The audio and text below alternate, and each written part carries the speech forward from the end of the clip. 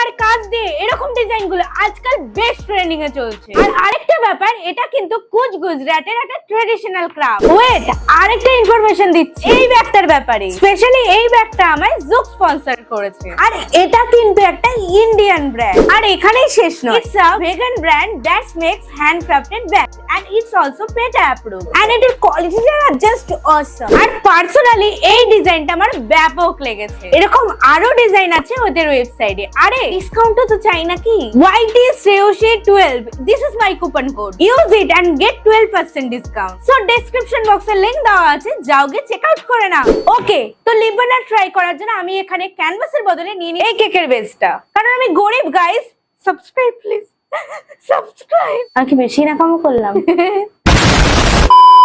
Okay, be serious, একদমই easy drawing করব। আর এখানে আমি কাটা কম্পাস নিয়ে নিচ্ছি এবং তার সাহায্যে আমি বড় বড় করে গোল করে নেব এবং তারপরে আমি একটু ডিজাইন করে নেব। আর ডিজাইনটা কিন্তু তোমরা খুব ভালো করে করবে, কারণ কি ডিজাইনটার উপরই আজকের কাজটা পুরোটা নির্ভর। আর লিপন আর্ট কিন্তু আমি ফার্স্ট টাইম ট্রাই করছি, আমি জানি না এর আউটকামটা কেমন আসবে। আমি যতটা ভালো করা যায় চেষ্টা করব। দেন মোল্ডেড ক্লে নিয়ে সেটাকে ভালো করে মিক্স করে এই কাজটার উপরে সুন্দরভাবে বসিয়ে দেব। আচ্ছা, তোমরা কি কখনো লিপন আর্ট ট্রাই করেছো?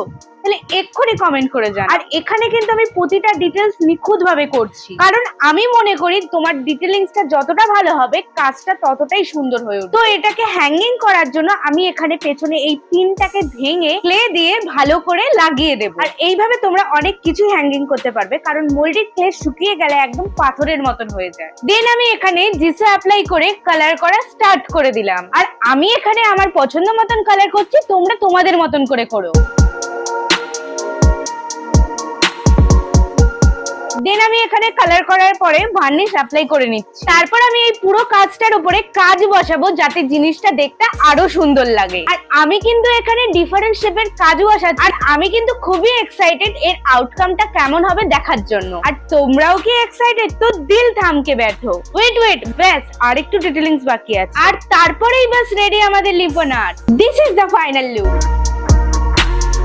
সো আজকের ক্রাফটটা তোমাদের কেমন লাগলো এক্ষুনি কমেন্ট করে জানাও। আর যদি তোমাদের ভালো লেগে থাকে তাহলে লাইক না করে একদম যাবে না। সো আজকের মতন এইটুকুই, দেখা হচ্ছে নতুন একটা ভিডিও। টাটা।